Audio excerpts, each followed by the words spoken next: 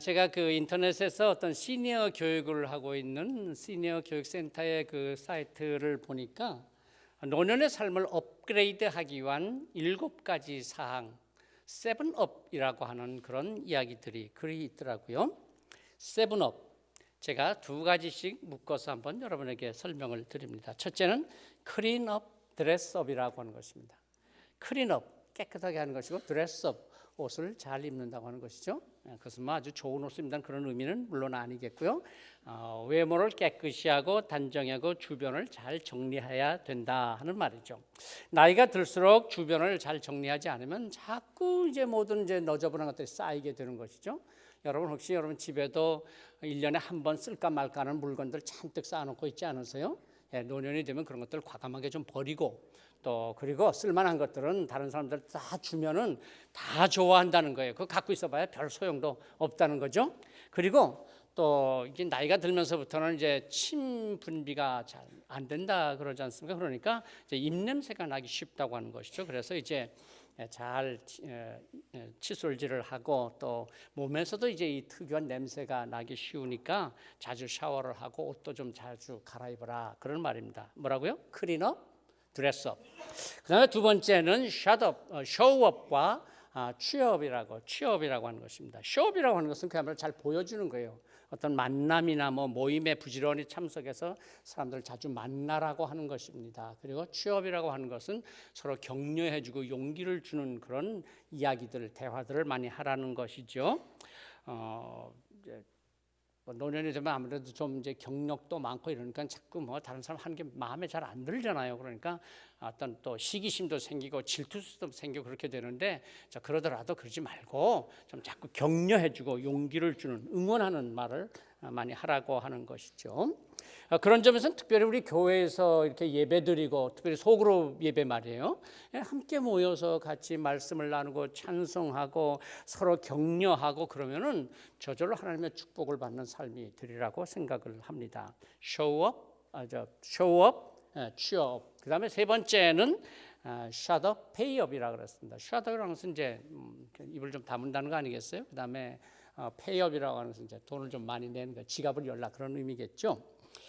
노년에는 이제 불평과 잔소리가 자꾸 늘어나기 때문에 의도적으로 좀 말을 줄여야 하고 그리고 또 젊은이들 하는 것을 보면 영 못마땅한 게 많기 때문에 자꾸 잔소리가 나오니까 그러지 말고 충고한다고 괜히 말해봐야 젊은이들 받아들이지는 않고요. 괜히 반감만 생긴다는 거예요. 그러니까 오히려 늘 감사하고 칭찬하고 차례도 한 잔 사주고 밥도 사고 말이에요. 돈을 내야 할 때는 너무 인색하게 그러지 말고 좀 넉넉하게 내고 그러면 사람들이 다 좋아한다는 거예요. 뭐라고요? 샷업, 페이업. 그리고 마지막은 기브업이라 그랬습니다. 포기할 것을 과감히 포기하라는 것입니다. 뭐 사실 우리의 삶이 그렇잖아요. 내 자녀도 내 마음대로 안 되는 거예요. 그래도 어렸을 때가 말을 듣죠. 점점 안 되는 거예요. 장가가고 시집가봐 더 말 안 듣는 거예요. 근데 세상에 내 말 들을 사람이 누가 있겠어요? 그런데 이게 노년이 되면은 모든 사람들이 다 그냥 마음에 안 들어서 그냥 그 속에서 그냥 정말 뭐 가득 차잖아요. 속을 끓이게 되잖아요. 그런데 그러지 말고 그거 다 내려놓고 마음의 평안을 유지해라. 그래서 기브업, 포기할 건 좀 포기해라 그랬습니다. 첫째 뭐라고요? 클린업, 드레스업. 2번째는 뭐라고요? 쇼업, 취업. 그 다음에 3번째는 샷업, 페이업. 그리고 마지막 기브업이라고 했습니다. 뭐 사실 이런 점들은 우리가 살아갈 때 사실 노년기만 얘기가 아니죠. 젊은 사람들도 잘 기억해야 될 그런 말이 됩니다. 사람들이 나를 어떻게 대하는가, 그것은 사실 내가 나를 어떻게 가꾸느냐에 달려 있는 것이죠. 특별히 외적인 모습에서만이 아니라 우리의 내적인 모습을 어떻게 가꾸느냐에 따라서 사람들이 나를 대하는 게 달라질 수 있는 것이죠. 늘 냄새나는 옷만을 입고 다니고 뭐 불평의 소리만을 하고 다닌다면은 누가 그런 사람을 좋아하겠어요, 그렇죠? 외국에서 살게 될 때 특별히 마음이 쓰이는 것들이 뭐 여러 가지 있겠습니다만은 특별히 이 몸에서 나는 특유의 냄새 때문에 참 어려울 때가 있습니다. 외국 사람들은 그들 나름대로의 냄새가 있고 우리 한국 사람들은 우리의 특유의 또 냄새가 있습니다. 여러분 야구 선수 박찬호 선수 잘 아시죠? 그분이 미국 메이저리그 선수로 갔을 때 처음에 그 차별도 많이 받고 멸시도 많이 당했다고 합니다. 그런데 한 번은 글쎄 어떤 히스패닉 선수 하나가 딱 오더니까는 자기가 씹던 껌을 탁 올고도 뱉고 가는 거예요. 그러니까 그걸 참을 수 있겠어요? 예, 아무리 뭐 남의 나라라 할지라도 못 참고 그냥 거기서 대판 싸움을 하고는 그다음에 감독한테 불려가서 야단을 맞고 경기 출전 금지도 받고 뭐 그래서 아마 벌도 받고 그랬던 모양이에요. 그러니까 속이 상한 거예요. 내가 이런 나라에서 뭐하러 살아서 뭐 하겠냐. 그래서는 한국으로 돌아가려는 마음 먹고 고향에 계신 부모님들에게 전화를 했답니다. 그랬더니 부모님들 전화를 받자마자 아이고 야 찬호냐 내가 얼마나 자랑스러운지 모르겠다. 한국에서 TV에 내 모습만 나오면 온 국민들이 다 환호를 한다. 정말 너 같은 아들 둔 게 자랑스럽다. 그동안 고생했던 것들도 다 너를 생각하면 다 잊혀지고 그렇게 보람되다. 부모님 막 그러니까는 어떻게 집에 돌아간다 그럴 수 있겠어요. 그러니까 그 말도 못하고 그냥 알았다 그러고 끊고는 말이에요. 도저히 한국으로 돌아갈 수는 없겠고 안 되겠다. 어차피 여기서 지내긴 지내야 되겠는데 한번 이런 어려움들을 내가 이겨내리라. 그렇게 작정을 하고 생각을 해봤답니다. 왜 사람들이 나를 싫어할까? 그래서 사람들한테 물어보았더니만 사람들의 공통된 얘기가 뭐냐면은 자기한테서 역겨운 냄새가 난다는 거예요. 사람이 싫은 것이 아니라 이 한국 사람의 특유한 냄새 있잖아요. 왜 그 마늘 냄새라든지 김치 냄새라든지 또 그 된장 냄새 지금 우리가 그 마늘 같은 건 좀 조심해서 먹고 우리의 식생활 습성도 많이 바뀌었기 때문에 괜찮습니다만은 1990년대 초반인 거예요. 그때만 해도 우리 얼마나 그런 거 잘 못했죠. 그러니까 큰 냄새가 심했던 것이죠. 더군다나 처음 외국에서 생활을 하다 보니까 얼마나 스트레스가 커요. 그러니까 스트레스를 받으면은 집에 돌아와서 그 어머니가 보내주신 그 무말랭이, 장아찌, 김치, 마늘 꺼내 갖고서는 그냥 삼겹살 사다가 그냥 막 구워서 그냥 막 먹는 거예요. 막. 그러니까 그 몸에서 말이에요. 그 냄새가 안 날 수가 있겠어요? 그 냄새가 난다. 그래서 어떻게 할까 그러다가 돌아와서는 그다음에 그 모든 걸 다 버리고 말이에요. 마늘, 김치, 장아찌 다 버리고 그다음부터 뭐만 먹었어요? 치즈, 햄, 소세지, 그런 것만 계속 먹었더니만 정말 냄새가 좀 사라지더래. 사람들이 냄새 안 난다 그러더래요. 글쎄. 다른 사람들이 이 박찬호 선수 그 선수 자체를 싫어했던 것이 아니라 그에게서 나는 냄새가 싫었다고 하는 거예요. 여러분 사람들이 왜 나를 싫어할까 생각을 하지만 사실은요 내가 싫은 게 아니라 내게서 나는 냄새가 싫은 것이 아닐까요? 왜 오늘 한국 사회가 예수 믿는 사람들을 싫어할까요? 사람이 싫은 게 아니에요. 예수 믿는 사람들에게서 나야 할 냄새가 나지 아니하고 역겨운 냄새가 나는 거예요. 왜 사람에게 그런 냄새가 나요? 그런 걸 먹으니까 냄새가 나는 거예요. 먹는 게 냄새를 결정하는 거예요. 아니 입으로 먹는 음식만이 아니라 눈으로 보는 것, 귀로 듣는 것, 또 피부로 접촉하고 코로 맡는 냄새 이런 거 모든 것들을 느끼고 보고 깨닫는 것들을 통해서 받아들이는 것들이 결국은 나의 냄새, 내가 풍기는 인상, 냄새가 된다고 하는 것입니다. 나도 미처 모르는 나의 냄새를 결정하는 것입니다. 예를 들면 사람이 어떤 책을 읽느냐에 따라서 그 사람의 냄새가 결정되지 않겠어요? 우리가 신앙 집중 훈련을 하면서 지금 계속해서 말이에요. 말씀을 쭉 읽어오고 있잖아요. 잘 읽으신 분들은 아마 지금쯤 말씀의 냄새가 날 거예요. 안 읽으신 분들이야 더군다나 그 말씀은 안 읽고 이제 엉뚱한 거 가서 읽고 보고 그랬던 분들에게서는 뭔 냄새가 나겠어요? 뻔하죠. 그다음 무슨 말을 하겠어요?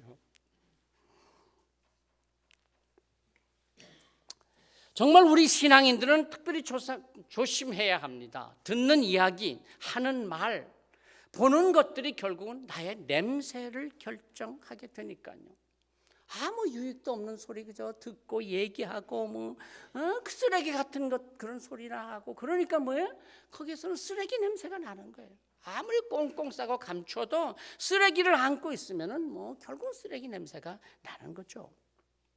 늘 하나님의 말씀을 읽고 하나님의 말씀을 묵상하는 사람에게서는 하나님의 말씀의 향기가 나게 되는 것입니다. 바울 사도가 로마서에서부터 우리 성경에서 로마서에서 고린도 전후서, 갈라디아서, 에베소서, 빌립보서, 그다음에 데살로니가 전후서, 디모데 전후서, 디도서, 빌레몬서 총 몇 권이죠? 13권을 썼어요. 그 13권 중에서 제일 마지막 쓴 성경이 바로 디모데 후서입니다. 오늘 우리가 읽은 말씀이 디모데 후서 중에서도 뭐예요? 4장입니다. 그러니까 제일 마지막 쓴 성경의 제일 마지막 이야기가 되는 것이죠. 6절에 보면 바울 사도는 스스로를 전제와 같이 내가 벌써 부어지고 나의 떠날 시각이 가까웠다 그렇게 말합니다. 그저 직접 표현을 한다면 그런 말이죠. 내가 이제 죽을 때가 다 됐다 그런 말이에요. 전제라고 하는 말은 제사를 드리기 위해서 제물을 잡으면은 냄새가 많이 난다는 거예요. 피 냄새로부터 시작해서 그 고기 그 역겨운 냄새들. 그래서 그냥 그 희생의 제물을 태우면은 그 얼마 하루에도 여러 번 하니까요. 그 냄새로 견딜 수가 없는 거죠. 그래서 그 희생 제물에다가 포도주를 부어서 제물로 태운다는 거죠. 번제를 드리는 거죠. 그러면 그 타면서 거기서 포도주 향기가 쭉 퍼져서 역겨운 냄새를 제거하고 그리고 향기로운 냄새가 된다고 하는 것입니다. 민수기 15장 10절 말씀에 보면 이렇게 말씀하고 있죠. 전제로 포도주 반 흰을 들여 여호와 앞에 향기로운 화제를 삼을지어다 그랬습니다. 바울 사도가 바로 이것을 말씀하고 있는 것입니다. 자신이 하나님 앞에 향기로운 제사로 드려지는 그 향기로운 냄새가 자기에게서 나기를 원한다 그런 거죠. 우리가 달려갈 길을 다 달려가서 마지막 하나님 앞에 번제로 드려질 때 지나온 우리의 삶이 결국은 그 삶을 하나님께로 드리는 것이니까 거기서 향기로운 냄새가 나는 제사가 되기를 원한다는 것입니다. 정말 우리가 우리의 일생 다 마치고 하나님께 앞에 섰을 때 우리의 지나온 삶을 돌이켜 본다면 그것에서 향기로운 냄새가 날 것입니까? 역겨운 냄새가 날 것입니까? 사람이 무슨 일을 하든지 시작할 때 참 좋죠. 멋진 꿈을 가지고 계획을 가지고 정말 비전을 가지고서 말 신이 나죠. 가슴 벅차죠. 물론 그렇지만은 그러나 그 일을 사실은 끝마치고 그동안의 일들을 돌이켜 보면서 아름답게 이야기할 수 있다는 것도 참 행복한 겁니다. 예를 들면 여행을 가기 위해서 준비하고 뭐 다니면서 보고 그런 것도 재미있지만 말이에요.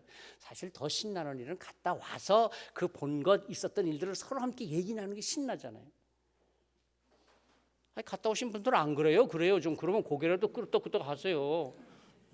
갔다 와놓고는 안 갔다 온 것처럼 딱 시침이 떼고 그러지 마시고 갔다 와서 이야기하는 게 더 신나지 않아요? 재미있잖아요. 그럼요.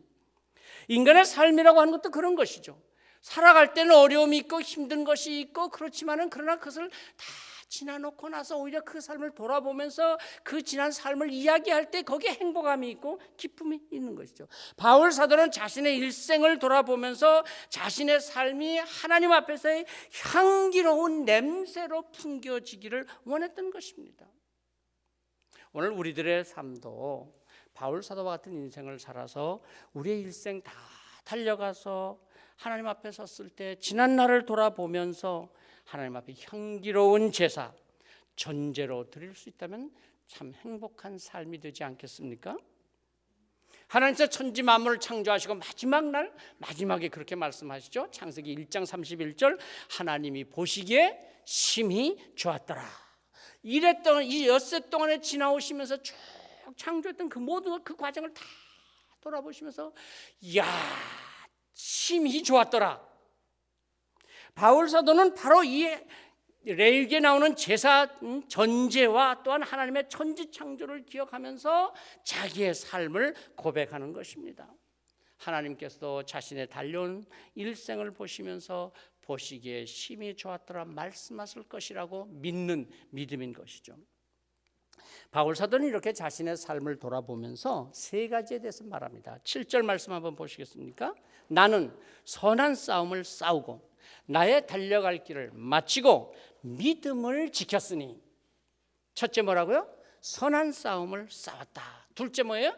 달려갈 길을 다 달려갔다. 셋째 뭐예요? 믿음을 지켰다라는 것입니다. 그래서 그는 8절에서 확신합니다. 이제 후로는 나를 위하여 의의 멸관이 예비되었으므로 그 의의 멸관을 내가 받을 것이다. 하나님의 상급이 예비되었다는 것을 확신합니다. 정말 우리도 바울 사도처럼 인생의 멋진 마무리를 위해서 그동안 말씀을 읽고 기도하고 예배했던 그 모든 일들을 통해서 예수 그리스도의 향기와 은은한 멋이 우리에게 배어져서, 그래서 정말 그것이 술술 풍겨질 수 있다면 얼마나 좋겠습니까? 신앙 집중훈련 7주간을 달려와서 향기로운 냄새가 우리의 몸에 배어서 스치는 사람들에게조차도 향기로운 냄새로 풍겨졌으면 얼마나 좋겠습니까? 우리의 인생의 멋진 마무리를 위해서 우리도 바울 사도처럼 그렇게 고백할 수 있어야 할 텐데요. 박찬호 선수처럼 사람들이 싫어하는 냄새가 내게서 나는 줄 모르고 왜 사람들이 나를 싫어해? 내가 뭐 어쨌단 말이야. 그래서 좌충우돌하는 인생이 아니라 늘 은은한 향기를 바라는 인생의 말년, 옷이나 화장품으로 감추고 가려서 되는 것이 아니라 우리가 사는 동안 내 삶에 밴 냄새가 향기로운 냄새로 그리스도의 향기로 날 수 있기를 기도합니다.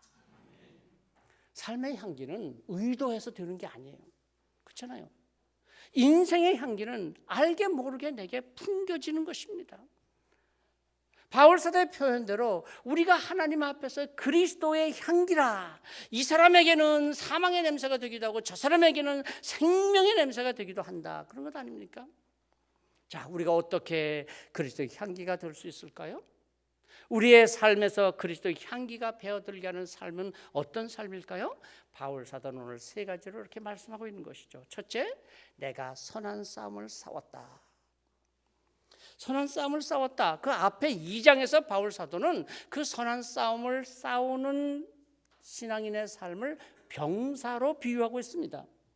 한번 2장 3절 말씀 보세요. 바로 앞이죠. 너는 그리스도 예수의 좋은 병사로 나와 함께 고난을 받으라. 그러면서 4절에 보면은 좋은 병사가 싸우는 싸움이 어떤 것이냐 이렇게 말씀합니다.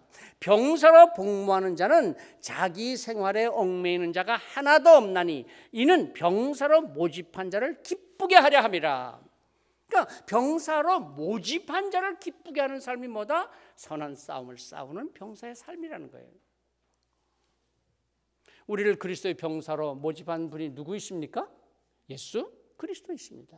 그러니까 내가 내 스스로 나의 삶에 내가 얽매이지 아니하고 그리스도를 기쁘시게 하는 삶이 바로 선한 싸움을 싸우는 삶이라는 것입니다.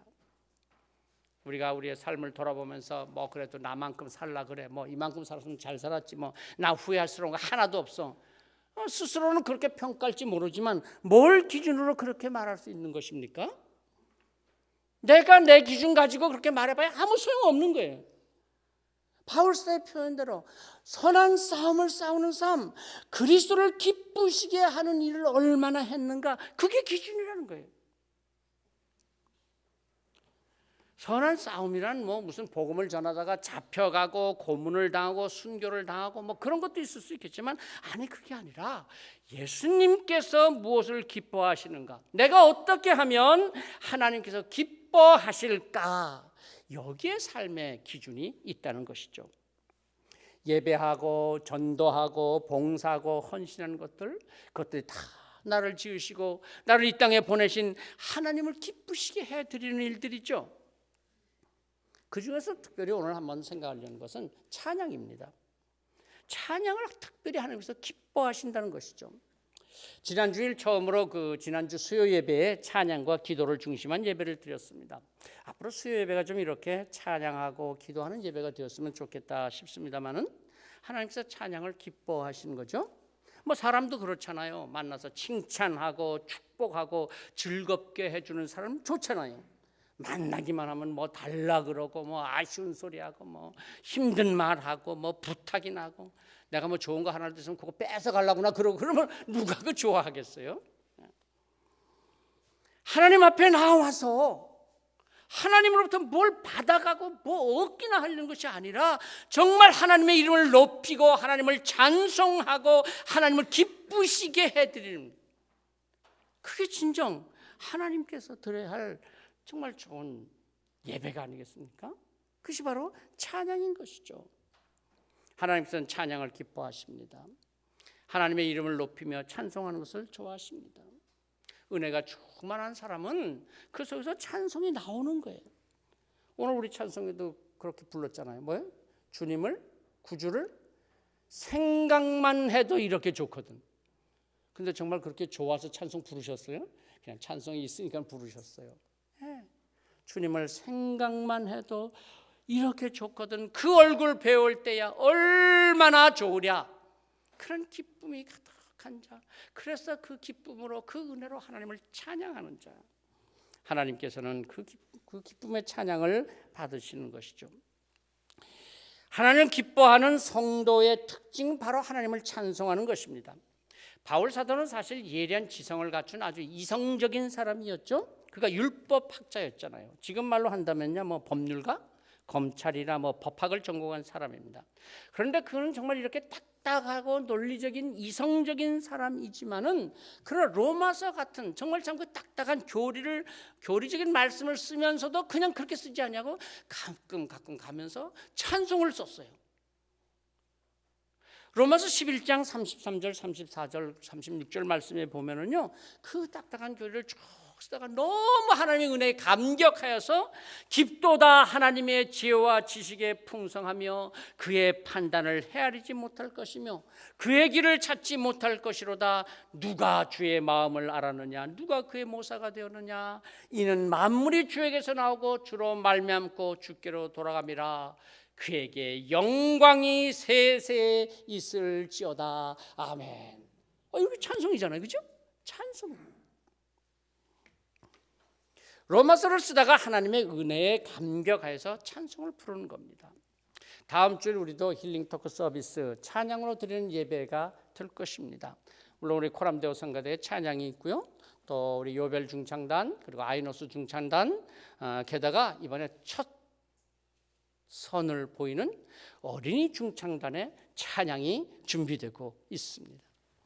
정말 다음 주일날 우리는 하나님께 정말 우리의 마음을 다 찬양할 때 놀라운 하나님의 은혜가 있으리라고 믿습니다.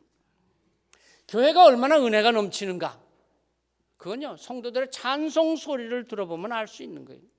성도들이 얼마나 따뜻한 마음을 가졌는가, 찬송하는 모습을 보면은 알 수 있는 거예요. 나타나는 거예요, 그게. 그런데 은혜가 없으면은, 은혜가 없는 교회는 찬송을 안 불러. 부르는 사람만 부르고 이제 입 꾹 다물고 있어요. 그러다가 또 4절짜리 찬송가를 펴면 또 아이고 4절이나 되네, 2절만 부르지. 은혜가 없는 거예요. 예. 은혜가 없어 그러는 거예요. 은혜가 있는 교회는 힘을 다해서 찬송합니다. 이 힘을 다해 찬송하는 것도 선한 싸움을 싸우는 거예요. 여러분 찬송가 351장 아시잖아요. 원수 마귀 쫓겨가기는 뭐라고요? 모르세요? 원수 마귀 듣고 뭐 쫓겨가기는 예수 이름 듣고 겁이 남이라. 뭐 그다음 뭐예요? 우리 찬송 듣고 지옥 떨리니. 우리의 찬송 소리가 지옥을 떨리게 한다는 거예요. 두렵게 만든다는 거예요. 형제들아 주를 찬송합시다. 찬송이 넘쳐나는 삶, 찬송을 통해서 하나님을 기쁘시게 하고 찬송을 통해서 믿음의 선한 싸움을 싸우는 성도들이 되는 것입니다. 두 번째는 내가 달려갈 길을 다 달려간다. 바울도 그렇게 고백하잖아요. 내가 달려갈 길을 정말 다 달려가는가? 바울 사도는 달려갈 길을 다 달려가서 이제 마쳤다고 했습니다. 끝까지 달려가는 삶, 사실 그게 쉽지 않아요. 뭐 사람이 죽지 않고 살면 다 사는 건가요? 아니에요. 중간중간 어려움도 많고 힘든 것도 많아요. 그렇지만 그 어려운 것들, 힘든 것들을 잘 견디고 이겨내면서 살아가면 그러면 또 잘 살 수가 있는 것이죠. 제가 전에 목회하던 교회 중에 그 수유리 도봉산 아래에 있는 교회가 있었어요. 그래서 그 도봉산은 얼마나 좋아요. 그래서 주일날 예배 드리고 오후에 등산 가는 주일을 만들었어요. 한 달에 한 2번 정도 주일 예배 드리고 교회에서 점심 먹고 그리고 가서 그 산을 한 바퀴 쭉 돌아서 100군데까지 올라갔다 내려오면 한 3-4시간 걸려요. 그때는 주일 오후 예배가 아니라 저녁 예배 때죠. 그리고 와서 저녁 예배를 드리곤 했습니다만은, 그런데 그 등산로를 따라서 조금만 올라가면은요, 깔딱고개라는 게 있었어요. 처음에는 잘 올라가지만 요 깔딱고개쯤 이르면은 이거 숨이 차고 너무 힘들어져서 그야말로 숨이 깔딱깔딱해서 사람들이 거기서 대부분 그만두고 내려간다는 거예요. 그래서 그 고개 이름이 깔딱고개가 되었다는 거예요. 그런데 숨차고 힘들지만은 그러나 그래도 깔딱깔딱 하면서 그 고개를 올라가서 넘어서면 그 다음부터는 잘 갈 수 있다는 거예요. 그 다음에 평지가 되어서 그런 것이 아니고요, 그걸 넘어서면 힘이 생기는 거예요. 그걸 넘어서면 숨차던 것도 그런 대로 적응이 되는 거예요. 그래서 그 다음부터는 잘 간다는 것이죠. 그렇게 헉헉거리면서 숨차지만은 고개만 넘어서면 말이에요. 자, 바울 사도가 얼마나 많은 어려움을 겪었습니까? 그의 표현대로 40에 하나 감한매를 5번 맞고 태장을 3번 맞고 돌에 맞고 파선하고 동족의 위험, 이방인의 위험, 자지 못하고 굶주리고 고통을 당했다고 했습니다. 그런데 그가 이렇게 말을 하고 나서 그 끝에 뭐라고 말한지 아십니까? 내가 자랑한다 그랬어요. 아니, 그게 무슨 자랑거리입니까? 내가 기뻐한다 그랬어요. 저는 바울 사도의 이 마음이 느껴집니다. 그가 얼마나 그런 큰 고통을 겪었습니까? 그런데 그 고통을 겪고 나니까 오히려 기쁨이 있더라, 자랑스럽더라고 하는 것이죠. 여러분, 우리의 신앙생활도 그렇지 않습니까? 우리의 인생길을 달려가다가 보면 숨이 차서 헐떡거릴 때도 있습니다. 건강이 상하여서 숨찰 때도 있고요, 돈 때문에 숨이 탁 막히는 일도 있죠. 자녀들의 문제로, 인간관계로, 또는 직장에서 숨이 차서 더 이상은 못 가겠다, 그야말로 깔딱거릴 때가 있습니다. 여러분, 교회 생활도 숨찰 때가 있어요. 그죠? 편하게 하신 분들이야 숨찰 일이 뭔가 그러시겠지만, 아니요, 교회 생활도 숨찰 때가 있어요. 그러나 조금만 넘어서면 그 숨차고 고통스러웠던 것들이 오히려 기쁨이 되고 자랑이 된다는 것입니다. 하나님께서 주시는 기쁨이 있습니다. 산다는 것, 우리의 삶 자체가 여러분 숨차서 그야말로 헉헉거릴 때가 있습니까? 달려갈 길을 다 달려가노라. 바울 사도의 그 고백처럼 우리도 달려가다가 보면 하나님이 주시는 힘과 하나님이 주시는 기쁨과 자랑이 있다고 하는 것입니다. 사실 인간의 삶이라고 하는 것 자체가 숨찬 삶 아니에요? 삶이 숨차지 않다는 것은 그건 좀 뭔가 잘못된 있다는 거예요. 그럼 아니라든지 나태하든지 그런 거죠. 정말 우리가 인생을 달려가는 삶인데 어찌 숨이 차지 않겠어요? 달리기 선수가 정말 있는 힘을 다해서 경기장에서 달리듯이, 그리고 결승점에 들어와서는 더 이상 달릴 힘이 없을 만큼 다 써버리고, 그리고 주저앉아서 기쁨의 눈물을 흘리듯이 숨차게 달려가는 삶, 신앙인의 삶이라고 하는 것을 바울 사도는 보여주고 있습니다. 여러분, 혹시 이런 말 들어보셨어요? 녹슬어 못 쓰게 되는 인생이 아니라 닳아서 끝나는 인생이 되고 싶다. 저는 이 말을 들을 때 얼마나 감동적이었는데 별로 감동스럽지 않으세요? 녹슬어 못 쓰는 인생이 아니라 닳아서 끝나는 인생이 되고 싶다. 우리의 신앙생활도 달려가면서 해야 돼요. 좀 숨차게 해야 돼요. 주님의 일도 숨차게 해야 돼요. 인생 자체도 편한 것이 아니요, 신앙생활도 그렇게 쉽게 그냥 안일하게 할 수 있는 것이 아니라는 것이죠. 나의 달려갈 길을 마치고 바울 사도는 자기의 그 삶에 그 숨차게 달려왔던 그 모든 삶을 다 달려가고 오늘 그렇게 말씀하고 있는 것이죠. 자, 3번째는 믿음을 지켰느냐 하는 것입니다. 아까 봤던 2장의 말씀에서요, 병사의 말씀을 하고 나서 경기하는 자가 법대로 경기하지 아니하면 승리자의 관을 얻지 못할 것이다. 경기자의 비유를 말씀하고 있습니다. 그렇죠. 경기라고 하는 것은 항상 규칙대로 해야죠. 규칙대로 하지 않으면은 아무리 1등을 해도 그건 탈락인 것이죠. 뭐 요즘 보니까는 그 얼마 전인가요? 그 평창 동계 올림픽 뭐 전초전이라 그러면서 무슨 그 빙상 게임을 하는 것이 그 TV에 중계가 되더라고요. 그런데 한번 이렇게 보니까 어떤 선수가 1등으로 분명히 들어왔는데 탈락이 됐어요. 그래서 왜 그런가 했더니까는 그 링을 이렇게 도는데 말이에요. 몇 바퀴를 도는데 그냥 삥삥 도는 게 아니고 다 자기가 하는 코스가 있더라고요. 근데 그게 첫 바퀴 돌고 두 번째 바퀴 돌고 이렇게 돌 때마다 그 코스가 탁탁 바뀌는 거예요.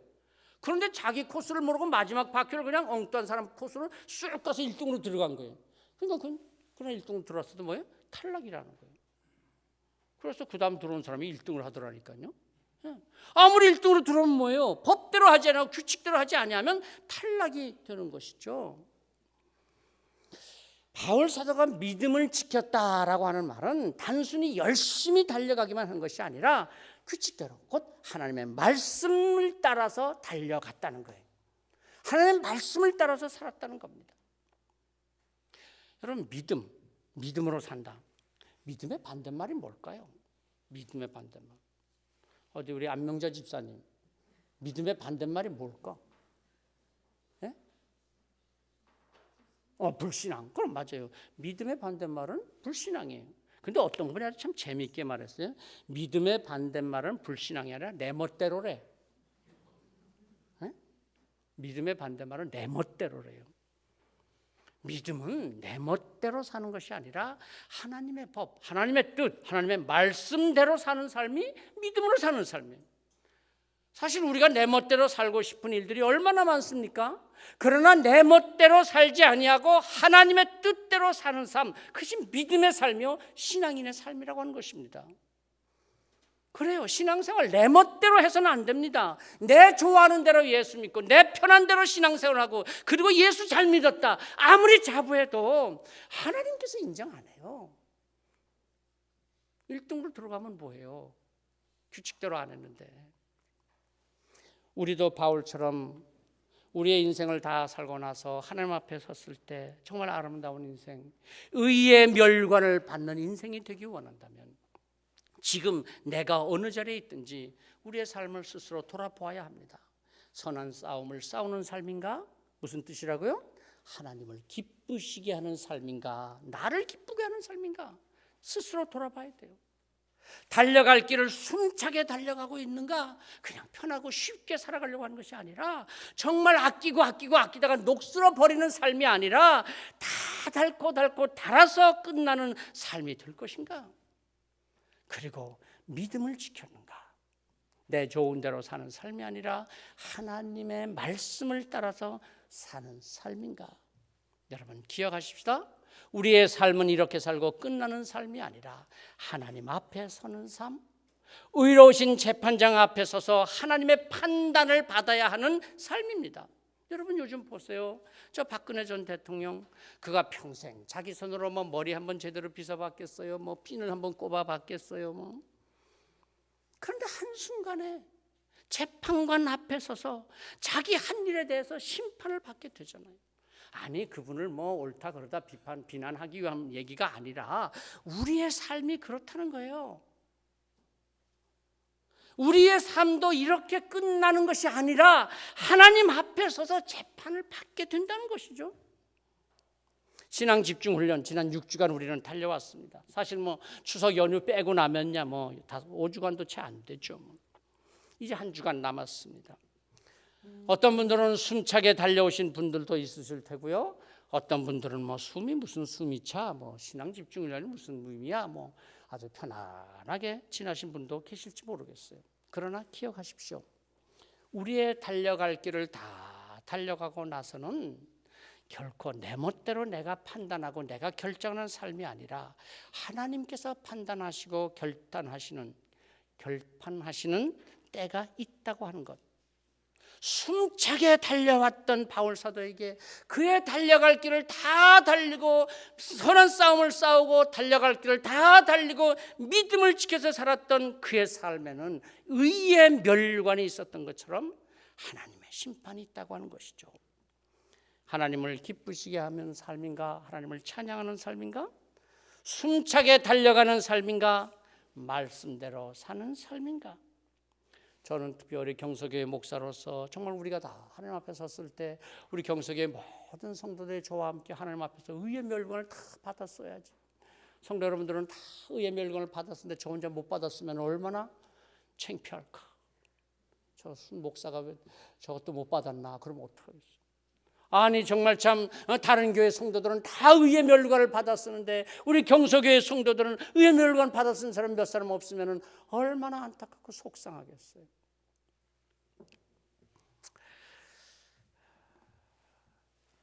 우리가 하나님 앞에 섰을 때 정말 우리의 선한 싸움을 싸웠던 삶, 우리의 달려갈 길을 다 달려왔던 그 삶, 그리고 믿음을 지켜서 살았던 삶, 그래서 하나님 앞에서 의의 멸관을 받았으는 우리 모두가 되기를 성부와 성자와 성령의 이름으로 축복합니다.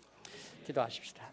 하나님, 참으로 의식하지 못하는 때 시간이 흐르고 뭐를 하고 있는지도 미처 깨닫지 못하는 때 우리의 인생이 지나감을 깨닫습니다. 아버지 하나님, 저희가 다시 한번 우리의 달려가는 삶, 선한 싸움을 싸우는 삶이 되게 하시고 정말 열심히 숨차도록 달려가는 삶이 되게 하시고 믿음을 지켜서 살아가는 삶이 될 수 있게 하여 주시옵소서.